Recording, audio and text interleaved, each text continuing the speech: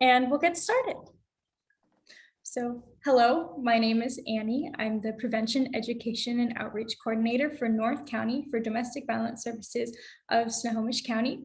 Today, we're going to be talking about healing from trauma after abuse. And we're so very lucky to have Kym Castañeda, our wonderful shelter advocate, shelter manager. Yes, our shelter manager, who is absolutely amazing, and we're so lucky to have her expertise here today. Kym, do you want to introduce yourself and talk a little about the work you do? Yeah, thanks, Annie. So I'm Kym Castañeda, shelter manager, used to be a shelter advocate. So I started actually working with DVS back in 2012 as a relief advocate.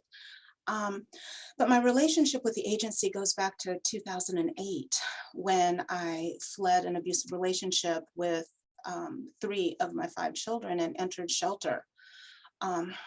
So this work is very important to me because I know firsthand the value and the power that community support and dedicated advocates what that can play in the lives of survivors and their children. So I'd like to thank all of you for taking time out of your busy days on a Friday to come and talk with us about healing through trauma. So thank you all.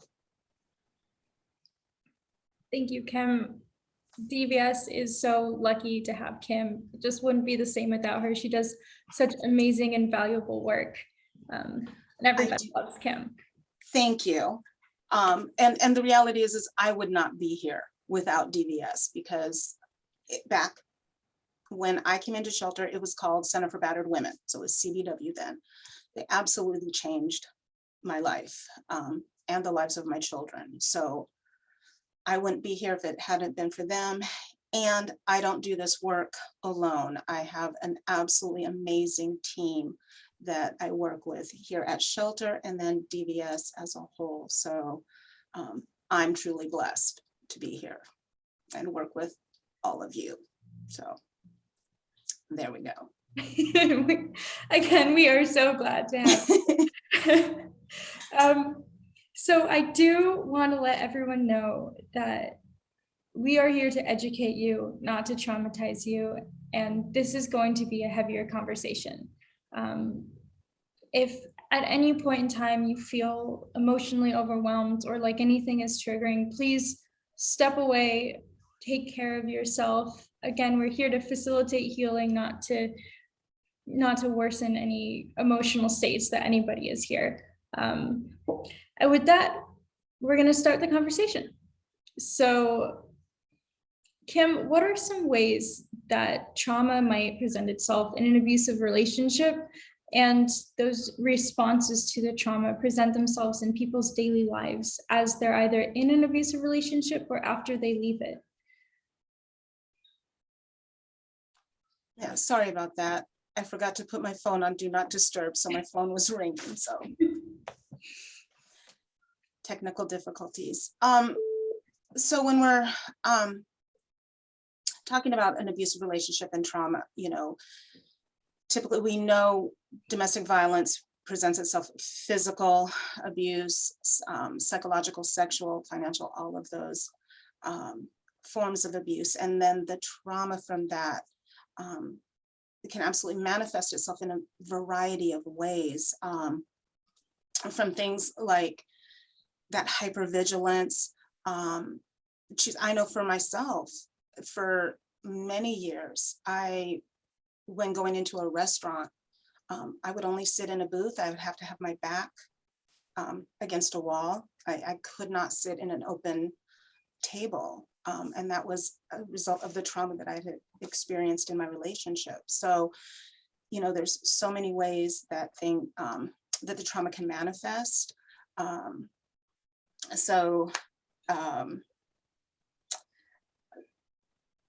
Sorry about that. My brain just went blank. When we get into this, talking about the psychological abuse, what that does to someone's self-worth, those feelings of being incapable, useless, all, all of that stuff. Those are things that might have like occurred in the relationship, right? And those are things that are going to follow even after leaving that relationship. So yeah, trauma manifests in a variety of ways.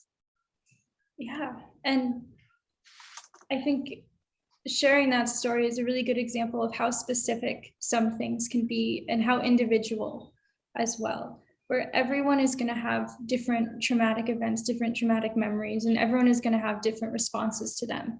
There's not one way that survivors of abuse experience that, and there's not one way that anybody recovers and that anybody heals. It's a very, very unique situation and story for everybody. Oh, absolutely. Well, and then you have that response, and then what do we often do? We beat ourselves up over those kinds of things. Oh, I'm making a big deal out of nothing and minimizing our feelings, and doing things like that, and comparing ourselves to others, So those are things that, as you're looking to the healing process, changing the tapes that play in our mind, changing that self-talk, those kinds of things are really important to be able to do. Yeah, absolutely. And it's just so important not to beat yourself up. Like Kym said, everyone experiences different levels of trauma and different responses to things. For some people, what might not have an effect at all, and they might quickly be unbothered by it, could be devastating for somebody else. Whereas something that person experienced that didn't have a huge impact could have a huge impact on someone else. It's really, really about individuals. And there's no reason that you should say, I shouldn't be reacting this way. I shouldn't be having this response to something, because the responses that you are having are the ones that you're having. Absolutely. And there's nothing right or wrong about that. Absolutely.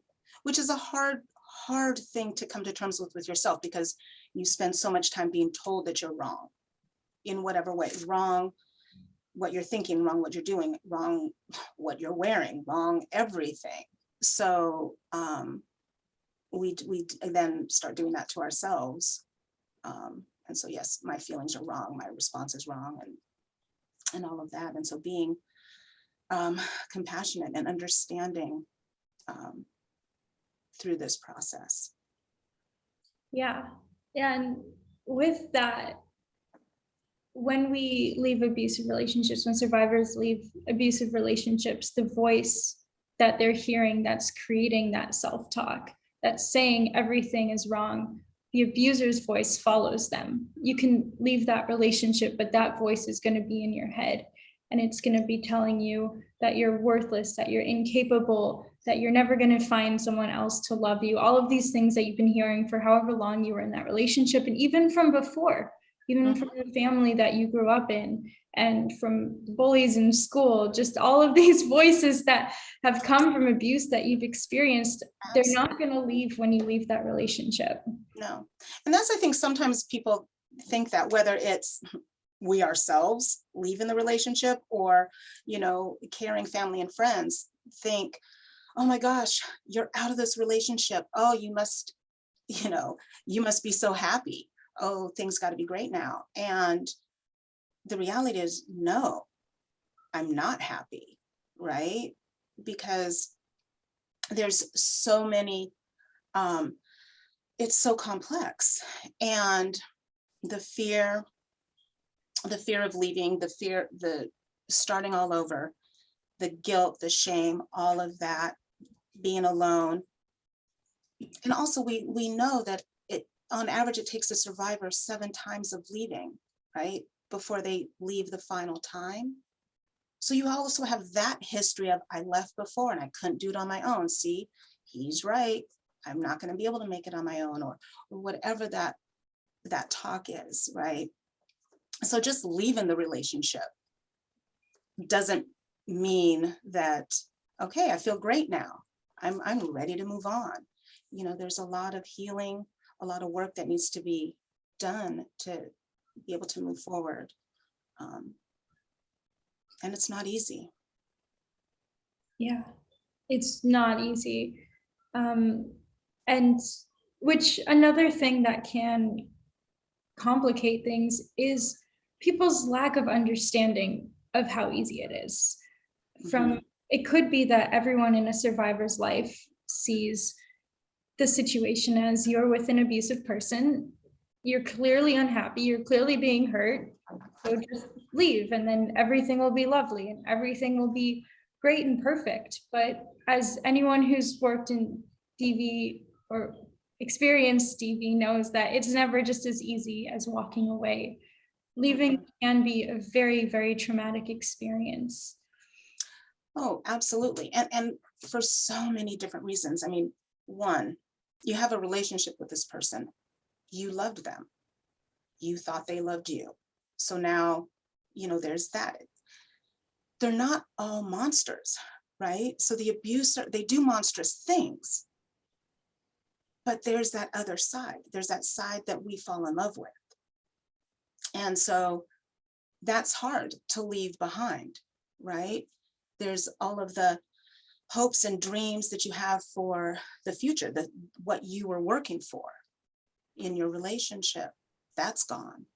So there's a grieving process that you go through that, again, as supportive as some friends and family might be, they might not really understand that. How could you miss this jerk after everything he or she did to you, right?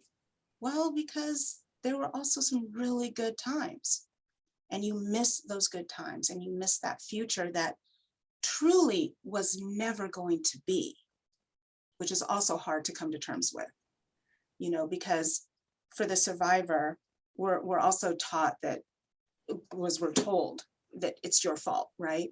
So if we do this, if we do that, if we were better, then the abuse wouldn't have happened, right?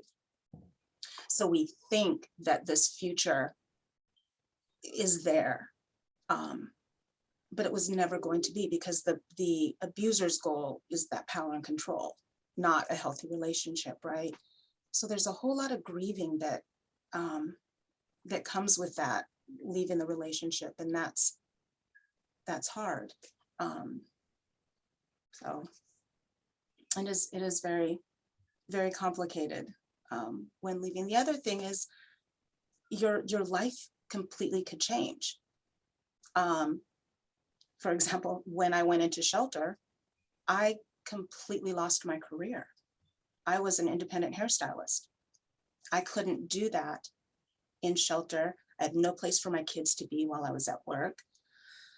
So, and I was in court all the time because of my ex-husband. So it was too much. So my entire life changed. His went on great. He still had his job, and he had his house and his vehicle and all of that. And that's also hard to look at. Like, my life has gone to crap, and they're doing okay. How is this right? How is this fair? And so those kinds of things are also really difficult to work through, because they destroyed so much, and now I've got to be the one to rebuild it. It's hard. So those kinds of things can really make it difficult when leaving or after you've left. Yeah, especially because even just for a normal breakup in a healthy relationship can be traumatic. It can be one of the most devastating things that happens in someone's life. But with that, in an abusive relationship, you could have had your credit score destroyed, your finances in ruin. You might be losing a place to live. You might be losing stability for your children. You might have all of your friends and family turned against you. And if you're younger when you got into that relationship, like if you got married at 19 or 20 before you really had a chance to go out into the adult world, this could be the first time that you're figuring out how to file your taxes, figuring out how to apply for an apartment. Absolutely. Yeah. Absolutely.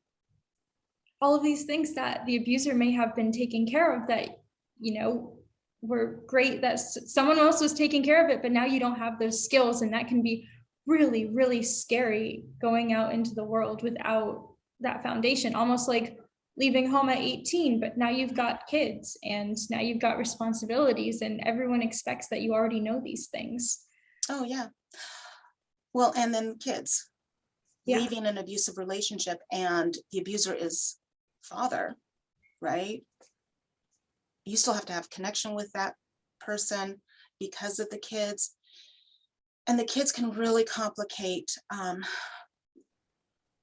things because, I miss dad, I want to see dad, those kinds of things. And it can be really hard. One of the things that we see at shelter is kids acting out once they've gotten into shelter. And, moms are like, what is going on? They weren't like this when we were at home. What is happening? And the reality is the kid now finally feels safe. They're safe to express what's been going on inside, even though they don't necessarily really understand it, depending on the age of the child. And that can be really difficult for survivors. Here, now all of a sudden, my child is acting out, they're being rude to me, they're, whatever, but they're great with the abusive parent. And part of that is because it's not safe with the abusive parent for the child to act this way, to act out. So they've got to, the kid knows where they have to just, toe the line. And it can be really difficult. Also, kids will mimic sometimes the abuser's words and actions. We see that a lot. And that's also another really difficult thing because you've left this abusive relationship, but hey, now your kid is calling you crazy. Dad's right, you're crazy. This is all your fault. And that kid might have even said before leaving, Mom, why are you staying with Dad? He's a jerk. Let's go, right? And then you do, and you think everybody should be happy and we should all be feeling good now because we're safe. But there's so much trauma, and the kids have experienced trauma, and there's a lot of healing work that they need to go through as well. And like I said, it's really difficult, especially in those beginning stages. But it's worth it. So worth it. Difficult, but it's worth it. It is so worth it. Yeah, it is. And that's the thing, because peace, holy smokes, right? Peace in your home, peace in your life is absolutely worth it. And that's one of the things for survivors to remember, that they are worth the work. The work that it takes to move from this unhealthy existence in DV and that trauma and healing through that. It does take a lot of work, but you're worth it. So that's really important to remember. Absolutely. And it's initially going to be hard. And especially for kids, they might have to switch schools. They might have to be separated from a family member that they care about. There's going to be a lot of really rough transitions. And of course, for the survivor, there's going to be so many challenges, but those challenges are going to be worth it because there's freedom, and the kids are not going to be in an abusive household. They're not going to be witnessing one parent abuse the other anymore in their daily life. And the survivor is going to have freedom and a chance to explore who they are and create new relationships in their lives, rekindle relationships with their family and their friendships. Absolutely. Discover who they are, that they've been repressed for so long. Well, it's an opportunity to create the life that you want and create a different life for yourself, for your children, teaching them healthy relationships. And not just, we're talking about domestic violence, right? So intimate partner relationship, but those tools that you need to have a healthy relationship with a partner, those are the same tools you need to have a healthy relationship with friends, family, colleagues, classmates, and things like that. So, you know, coming out of that DV relationship and having that opportunity to teach you kids healthy boundaries and those types of things, and giving them the tools to be able to move forward in their lives, gives them a much better chance of having healthy relationships all around, you know, including that romantic relationship that, you know, because we don't want our kids ending up in a DV relationship, you know. So that is what is wonderful about once you get out and can do that work. And, you know, part of that though is making sure that you have that support network that is, that understands. And that's where we have, you know, our community support groups. That's a great place to start that support network, because that is critical. And the other thing I was going to say is, you know, within yourself is that being kind, being gentle and compassionate with yourself, so important in the healing process. So yeah, just creating that support network and being kind to yourself. And those are things that we teach our kids because they're watching us. So those kinds of things, yeah, just keep passing it down. And that's how we create also that healthy community in general. So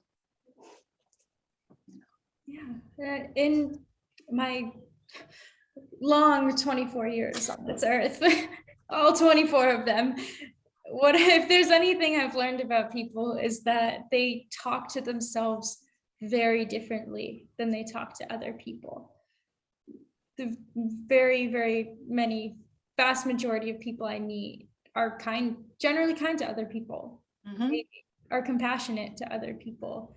They don't want to hurt other people, and they would not say cruel things to other people.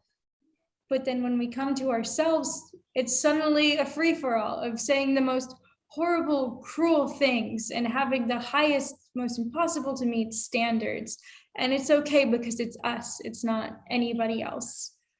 And especially if you have had an abusive voice outside of yourself in your life, reaffirming that cruelty that we put towards ourselves, it can be so hard to create a self-loving voice, a voice that's kind and compassionate. And what has helped me in life be more kind to myself is imagining as if I'm talking to my best friend or to somebody I care about, even just a stranger. What would I say to them if they were going through my problems, if they made the mistakes that I made? Mm-hmm. Oh, absolutely. Well, I was going to say, as a hairstylist, one of the things that we did was fake it till you make it. So, you know, going into a client would ask for, you know, a color, a cut, or something that you really don't know what you're doing. Now you just fake it and you ask for help, you know, but fake it until you make it. And part of that is that confidence, you know, you're gaining that confidence. So I'm going to pretend I know what I'm doing. I really don't, but eventually I do, I learn. And that's kind of the same thing, you know, like the affirmations, right? That self-talk. We are so quick to be ultra critical of ourselves and all of this negative self-talk. Switching that up, which is critical to healing, switching that up to positive and affirmations. And reality is, I don't have to really believe it at the moment because it's so foreign. It's so foreign. I've heard so much negativity from the abusive relationship. And like you mentioned, whatever background we come from. So the family background, what I heard there, the playground, the bullying, all of that stuff has carried through my life. And now I've got to switch all of those tapes. And so even if we don't necessarily believe it at that moment, just saying those positive things is so important, because we will start to believe it, because we're really like, the positive stuff is the truth. All that negative stuff is lies that have been told to us and lies that we tell ourselves. But yeah, it takes a lot of work, and consistent work to change those tapes, but it's really important. Yeah, and those lies that we tell ourselves are so insidious, because we really manage to convince ourselves that they're true. Whereas if your sister or your friend or your little cousin came up to you and said, I deserve to be abused, I deserve to be treated poorly, to be yelled at, nobody's ever going to love me, I'm never going to find happiness, you'd be like, hold up there. Right. Why would you think that? Of course somebody is going to love you. Of course you never deserve to be abused. What in the world would make you think that that's true? And then you might come home and say those same things to yourself. Oh, this was my fault, I deserved it, Yeah. I'm an idiot, why did I do that, I'm so stupid. Which is the other thing, we do a whole lot of shoulda, woulda, coulda, right? Especially, I mean, we do that within the relationship, we do that after we've left. I should have left sooner, I should have done this. And what's so sad about that is, we're judging our past selves with all of this information that we have now, forgetting that we might not have had that information then. So we make decisions based on the information that we have at the time. But when we look back, we're judging that decision based on all of this other stuff. When I'm flipping through a scrapbook and I see that first grade little paper that I wrote, here's the little house with the flowers and, this and what I did on my summer vacation kind of thing. And I misspelled summer because it only has one M. Back then it did. I'm not judging myself like, oh my God, I was stupid. Oh my gosh, look at that house. That doesn't even look like a house, right? I'm not doing that. I'm looking at that going, oh, that's so cute. I was only 6. I didn't know at that time, right? We need to do that kind of thing, have that compassion, have that understanding with ourselves as we look back on those past, and stop with the shoulda, woulda, couldas, because they do us no good. Like I said, we made decisions based on the information that we have at the time. And we need to stop judging ourselves, So that's the thing, back to that being compassionate, being kind to ourselves, and not beat ourselves up with the, I should have left, I should have done this, and all of that. Because again, that's other people talking, that's the abuser talking, that's others. And that's also one of the things that happens, again, from well-meaning, loving friends and family. Why didn't you leave? Why didn't you tell me this was happening? And all of that, which is, again, putting that, almost like that responsibility for the abuse, putting that on the survivor. Survivor is not responsible for the abuse, right? Which also kind of goes back into the grieving piece. Sometimes the survivor doesn't want to leave the relationship. They just want the abuse to stop. So the only way for the abuse to stop is that I have to leave. I don't want to. I want this partner to love me the way I love them. But it's not happening. So I don't even want to leave. But to keep myself and my kids safe, I have no other choice. So that's another hard piece, because working through that, and again, when family and friends around you might not understand that, working through that is difficult but important. And on that, I think it's so important to remember that ultimately what you're doing is for your safety and for the safety of your children, if you have them, even if you don't feel like you're in physical danger of being killed or severely hurt, if someone's an emotional, if someone's in an abusive relationship, their emotional safety, their psychological safety, their overall well-being is in danger.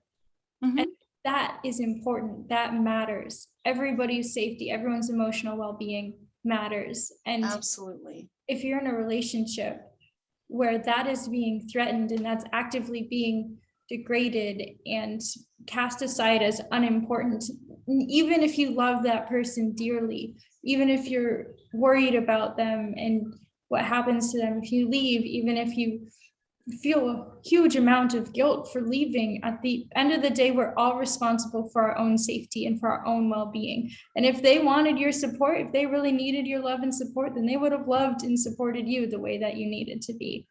Oh, absolutely. Well, and that's the other thing that happened, you're talking about the psychological, emotional, psychological safety. We minimize, well, since it's not physically abusive, not thinking about safety. So I'm really glad that you talk about that. We see how deadly physical abuse is, right? Psychological abuse is equally deadly. And whether that, and that honestly can result in an actual physical death, but the death of who you are, your, I don't want to say it, that psychological abuse is devastating. It absolutely can change who you are, right? And it's really easy to, again, minimize the effects of that because things weren't physically abusive. So it's really not that bad. And that's not true. It's still bad. It's still abuse and that trauma that you've experienced, right? So getting, addressing that and not minimizing, I guess, is really what I'm trying to say, that I guess we do that again all the time, and hearing that and comparing and oh, the trauma I experienced isn't as bad as that person's trauma, so therefore I need to get over it. I need to stop making such a big deal about it. And that's just more lies that we're feeding ourselves. So as we're coming to the end, Kym, do you want to talk about triggers? I think that's a really important conversation to have. Thank you. Yeah, triggers. Oh, yeah, that's something that is really important because we all have them. We all have them. And I think that in terms of DV and healing from that trauma, it's really important to recognize what our triggers are and, explore it, understand it. It doesn't mean that they're just going to go away, but it can help with that. Instead of reacting, we're able to respond, right? Because we know, oh, there was a trigger. Okay, I can take a moment. Whew, I need to breathe. I need to, I am safe. Okay, this is what I need to do, and work ourselves through that trigger instead of just reacting to it. And we can also tell people what our triggers are in situations, right? Or like in our earlier conversation, Annie, you brought up like a song, right? You hear a song comes on, that's a trigger, and you're with some friends, you can say, hey, can we turn that song, change that song, because that's really a big trigger for me. Being able to say that and express that does take some work, because coming from DV, we're not used to being able to have boundaries, to be able to express our needs, our feelings, and all of that stuff. So it can be really, really foreign, but it's really important to be able to do that, because like I said, those triggers are going to be there. So being able to understand that for ourselves, and again, like speak on it, is really an important part of that healing process. Absolutely. Absolutely. And never be afraid or ashamed to let people know Absolutely. something is triggering to you, because it's not worth it to power through things. You don't need to put yourself in situations where you're experiencing emotional distress. You can take yourself out of that situation without being embarrassed or ashamed about it, because Absolutely. you deserve to have your emotional safety. Absolutely. Well, and that emotions, right? Yeah. Having your emotions, owning them. I'm angry. I'm pissed off right now. I mean, I'm not really, but owning that and saying, and it's okay. It's okay to feel whatever it is that you're feeling, because again, that's something that, whether it's from the abusive relationship or even our past history, we might not have been okay to feel whatever we're feeling, right? We've had to mask it, all of those things. And so, I'm sad today. I'm happy. I'm whatever. Owning it, feeling it, and being able to express it is really, really important step too. Can we talk about anger a little bit more? I think this is a really important emotion to explore in this conversation. Yes, anger. Well, first of all, yeah, I mean, sometimes we think that anger is bad, right? Because we've seen, coming from a DV perspective, first of all, we think that it's an anger management issue. Oh, and he's doing this or she's doing this because they're angry. No, it's not. It is not anger management, and they're not doing it because they're angry. That's all about power and control, but it gives us this view of anger being bad. And it's not. It's just anger. What we do with it can be positive or negative, right? How we handle it. Anger can be very, very helpful, especially in leaving a relationship and being angry about what's happened, right? That can keep us kind of like, no, I'm not going back. So that when the abuser's like, oh, baby, I'm sorry, please come back. I'll go to counseling. I'll do this. Staying in that place of anger and remembering why you left can be really helpful to be able to see what's really going on, right? That this is just a manipulation, and no, heck no, I'm not going back, right? So anger can be good in that sense and be very helpful. If we stay in that place of anger, and that anger then can turn to bitterness, and that's where we can run into a little bit of trouble in terms of healing and moving forward, because that's not going to be productive or helpful. That kind of thing, boundaries are important. We want to, build that wall of protection. But if we let anger and bitterness control, right, then we build that wall a little too high that we can't even see over it. So we might not even see some good stuff coming our way, right? So it's really important to, it's okay, okay to be angry, okay to have that. But if we just keep living in that space, that can be difficult, which leads me into forgiveness. That one is hard too. Forgiving the abuser for the abuse, right? Well, no, I don't want to forgive him. But it's not about forgiving them and saying like, oh, well, it's okay that all happened. I understand. And now we're going to move on. It's letting go of the power that has. And so that's what, forgiveness and forgiving ourselves, right? We don't have control over the abuse, but we put all of that stuff on. So forgiving ourselves for whatever, right? And just having that compassion, kind of thing is what I was going to say.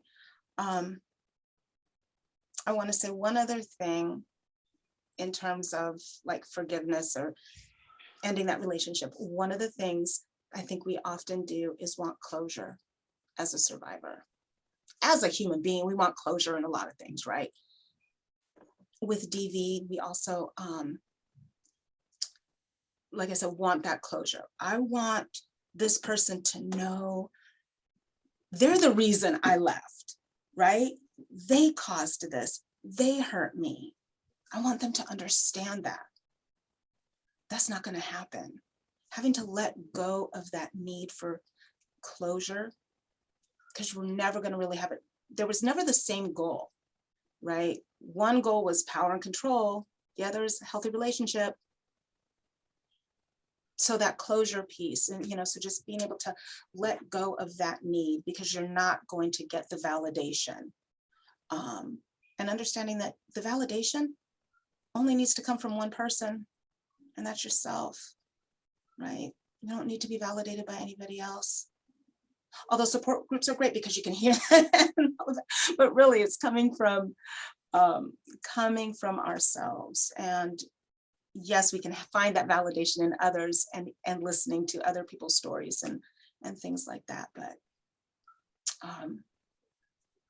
I could go on forever, so I'm going to stop. No, I think everything you said was amazing and really important. And on closure, like, and forgiveness and anger, I know if you grow up in an environment where people are forgiving and people are apologize, and even if you're just somebody who expects like, oh, if someone tells me I did something wrong, if someone tells me that I hurt their feelings, I'm going to feel bad and I'm going to apologize for that, because I'm a good person, and that's what, good people don't want to hurt other people. And it's easy to go assuming that other people are like that. And if somebody's mad at you, it's because you did something wrong. If someone's telling you you did something wrong, it's because you did something wrong. And if somebody's not, if you say that you hurt me and the other person goes, no, I didn't, it's some wires might like, oh, what? I guess you didn't hurt me. Like, what is happening here? Because it probably, most other situations in life, if you tell someone that you hurt me, they're going to apologize for it. But if you're in a situation with somebody who's gaslighting you, and right. Well, an apology, like what we typically say, right? I'm sorry. So I hurt your feelings. I say I'm sorry. You say, oh, that's okay. Like that's typically what happens, right? But an actual apology is an action word. There's something that goes with it. So I say something to you that hurt your feelings. You tell me, I say, I'm sorry. I apologize for that. And now I make an effort. I make sure I'm not going to say that same thing back to you. But in an abusive relationship, that's not going to happen. You hear the I'm sorry, and oh, I forgive you. And it's all, oh, okay, great. But then the same thing happens again and again and again. And we just get caught up in that. And that's what's really important. And again, like back to that closure piece, that's also why you're not going to have closure. It might seem like you have a conversation with the abuser and you speak your truth and they say, yeah, I was a jerk. I'm so sorry. Yeah, it's a good thing you left. I understand why you left because I did not treat you right. And you're like, oh my gosh, yeah. Woo, I feel so good now. But then you have another conversation the next week, right? And the abuser's like, why would you leave? Things were so good. Oh, and then I'm going through this difficult time, my dad just died and you're gonna leave now? What's wrong with you? Why would you? Wait a minute, but we just had, right? Where's the closure? There is no closure. And that things will just keep on cycling. So that's, again, back to why, like, letting go of that need for that type of closure, because it's not going to happen. They're not going to suddenly come to the realization of, oh, wow, I guess I've been completely horrible to this person and I want closure with them. There's a good chance if they do say, oh, I've been completely horrible to you, there's a hidden part there. There's something Mhm. underneath that, whether that's I want you to come back to me or I want you to say that you forgive me and everything's fine and to stop trash talking me to our friends. Yeah, absolutely. Well, and that's the thing, because the abuser knows. They know us, right? They know what to say, what we want to hear, and they're masters at saying it and doing what they know we want for a time, right? But it's not a real change. It's not long lasting. So, yeah. So we've got about 5 minutes left of talking, and then we're open to taking any questions, or we want to hear your comments, what you have to say, your thoughts about it. So if you want to put all of that in the chat right now, we're going to end on asking Kym, what are some practical, concrete things that someone healing from trauma can do to help the process? Support groups, or creating a circle of support. That is very important. And within that, though, not just a bunch of how do I want to say that, like, yes people that are just oh yeah, right? People that are going to be honest with you, the truth teller, right? You need the cheerleader, you need the truth teller, the problem solver. Having that network of people around you is really important, and that they're safe people, though, right? Not everybody in our network is emotionally safe. I'll be honest, I do not go to my mom for support. It's not safe. She's my mom. We have our own issues, but there's others. I have my sister, I have my friends, right? So finding that safe, that emotionally safe person or people in your life, and creating that if you don't actually have it, that's really important. Again, back to being gentle and compassionate with yourself. And also, like, mindfulness. Sometimes we either will fill our lives with busyness, right? So we're maybe running from, escaping, having to think about things. So living mindfully, which is also like being in the moment, feeling what we're feeling, those kinds of things. I have a few more, but they have escaped me at the moment. Yeah, I had a really good one. I apologize. Being patient with yourself, because Oh, thank you, because that is it, the time frame. So how long does it take to heal from the trauma of domestic violence? Right, the $1 million question. Again, because it's all an individual thing. The effects of the trauma can be lifelong, right? So can the healing process. It's a process. And so, yeah, being patient with yourself, and understanding that it is a process, and that it takes work, and that you're worth the work is really important. do you want to talk about our picture for a second? Oh, I do love that picture. I do, because it's like, here's this tree stump, right, that's been cut off, and all of this new growth and life that's come out of it. And that stump isn't, I mean, I guess perspective, but it's not the most beautiful thing on its own. But what's coming from that is beautiful, those colors. And the future. There's just so much potential there. That's what I just love, is the absolute potential coming from that. And I think that's also something really important to remember, like, the past does not dictate where we came from. What we've experienced does not dictate what our future holds. So yeah, I love that picture.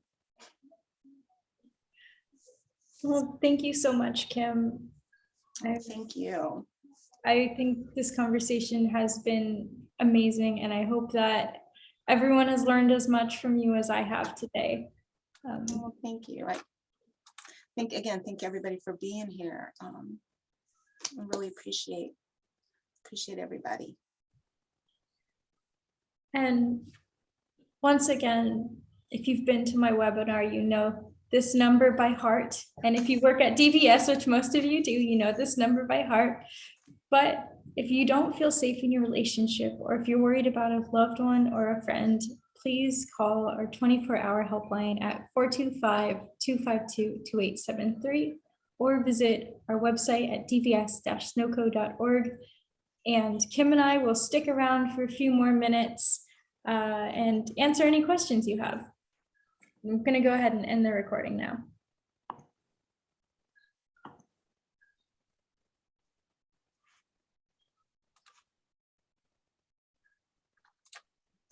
Figure out how to do that.